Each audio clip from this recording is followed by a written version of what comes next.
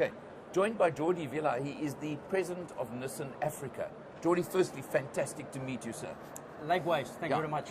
I'm glad to see you at AutoWeek South Africa. Give me a few moments of exactly what your job entails at Nissan Africa. So first, thank you all the time here. My job heading Nissan Africa is simple in a way, complex in the execution. Right. The objective is to sustain and grow the business in Nissan Africa, following a strategy which is building Africa for Africa. Right. So that translates into looking ways to increase the source of production for both the plants we have in South Africa and Roslyn and in Egypt, and to grow the business, not only nurturing the main markets we have, which are Egypt and South Africa, but also exporting to all the rest of the markets in Africa and potentially outside Africa as well.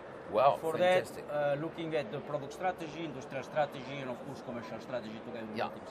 Okay. Well, just to give you some background with, I know Rami quite well, and I'm sure he works with you a lot, right? Directly with you. I was involved in the Daring Africa?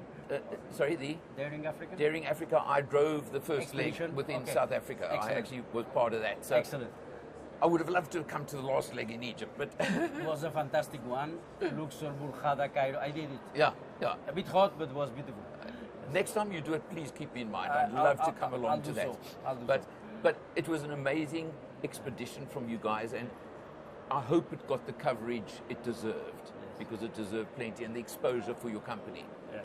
So that was my last sort of experience with you guys. I also did the media of the challenge. Yes. So I did that as well, Very the good. media day on that one. So I know your brand well, Yes. and I mean the Navara is an exceptional product. I know new Magnite will be coming soon. Correct. I'm going to ask a bit of a difficult question. The whole thing with the NP200. Yeah. And you had the replacement lined up, am I right? I don't know if you were involved from the production point of view. Where's that going now? Are we going to get another half-tonner?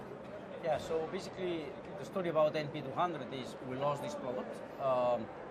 It's not a decision of Nissan as such. We didn't want to lose, but the reality is how it works in automotive, yes, I'm involved in it, of course, that we have platforms.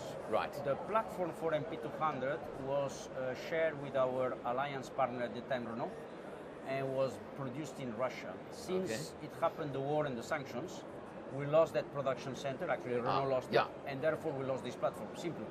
And that's why we discontinued NP200. Okay. Not that we wanted particularly to do it, but we had to face this reality.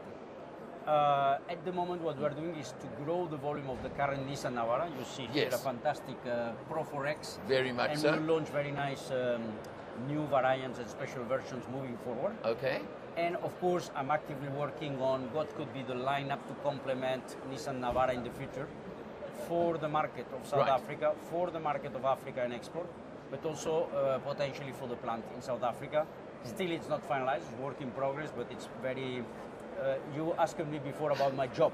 It's a big part of my job to try to find a solution. So it's a watch the space, am I right? Something's going to happen. It's going to happen. We're working for it. And I mean, as you said, Navara is, I mean, it really is a great product.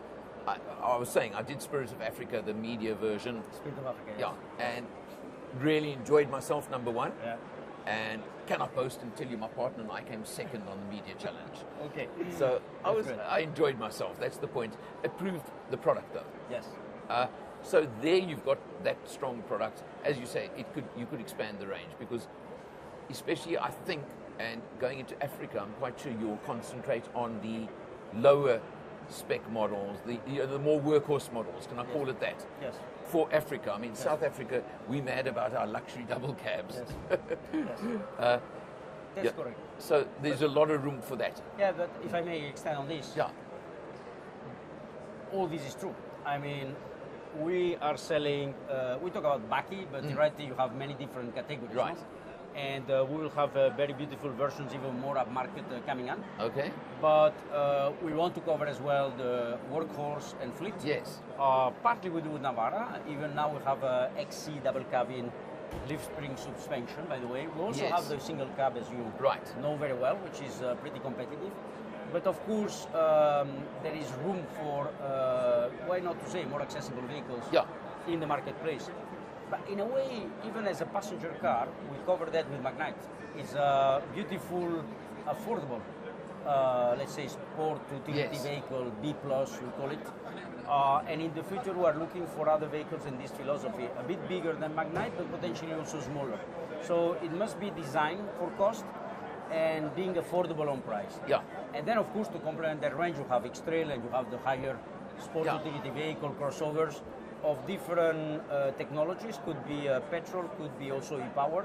So we can bring other combinations of powertrains in the future. Okay, now talking powertrains, e-power, spoken about a lot.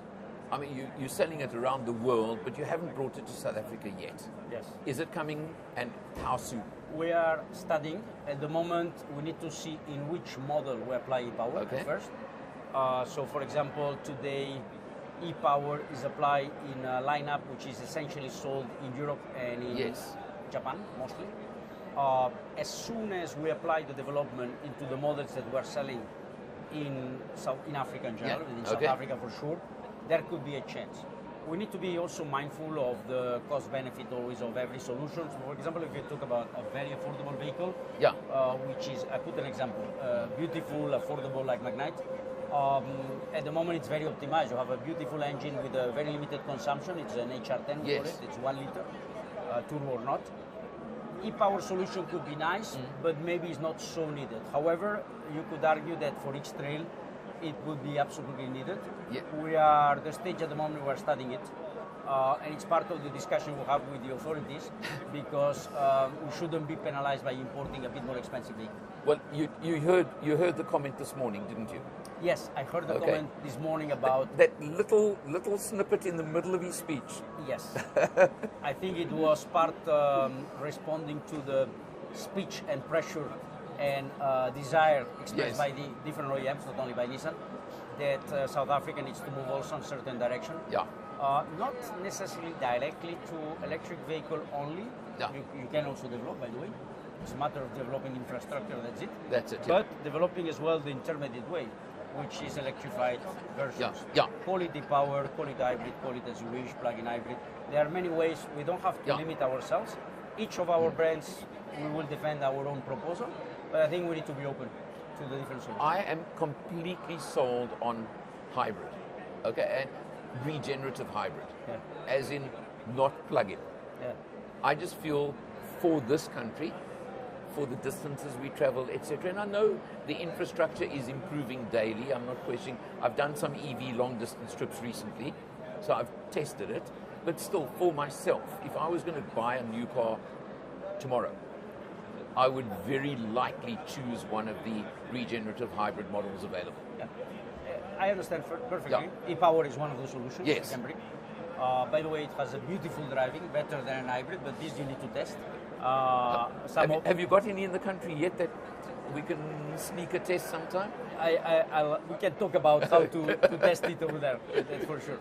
But back to that, I think it's logical. Yeah. And actually, hybrid or e-power in our case develops in countries where the infrastructure is not fully there.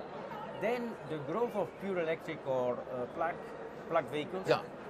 is not linear. It's not about country yes, country no. Sometimes within a country you have urban areas where you can grow much more. Yes. Let's say electric vehicles. Also because if you analyze the real driving pattern of the usual motorists, Yeah. in more than 90% of the cases there would be a distance daily of commuting that is perfectly affordable by electric vehicle. 100%. However, Yeah. there's the peace of mind of being able to go away, fair enough. But let's not forget a number of households have more than one car as well. Exactly. Okay, let's not Yes. forget this one Yeah. moving forward. So let's say it, let's be also realistic. You cannot electrify a country like South Africa overnight.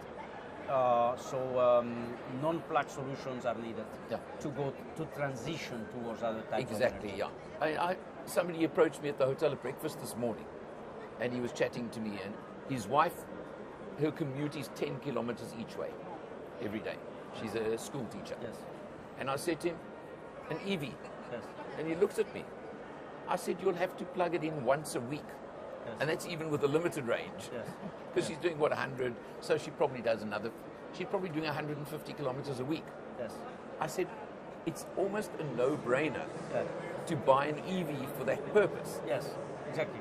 So it's what they call suit to purpose, made to purpose. And Exactly. if you analyze it that way, Yes. that's where the market should boom. Yes, absolutely, absolutely. But the point is, we explain these things, and we can make a lot of studies to prove that the pattern of use allows perfectly for an EV in more than 90% of the cases. But I think we need to respect also the peace of mind request from people that if you need to go away and so on. Now, there are many solutions on this. First, don't forget, the range of electric vehicles is growing a lot. Correct.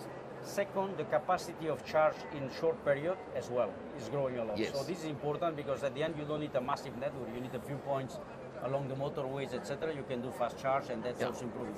And they are there now already on most of the motorways. Exactly. It's easy to do. It's always a political will, every country to do that. Yeah. And out of that, still there are areas of the country which are more difficult to access. So for that, I think there should be several speeds of adoption of purely electric vehicles. Typically, we see the vehicles that are used for commuting, plus the big urban centers, is much easier. Yes. When you are really in, let's say, remote place and not necessarily very well connected, of course, I think you need a solution which is not necessarily perfect. Absolutely. As of today. As the moment. Jordi, thank you so much for your time. My pleasure. Absolute pleasure meeting you and chatting. And I'm not going to say good luck, because it's not about luck. It's about the hard work and the effort you put in. These we put, and not only hard work, but a lot of passion. That's as well. Thank you very much. This industry is all about passion. It's all about passion. Thank you very much. again. Thank you.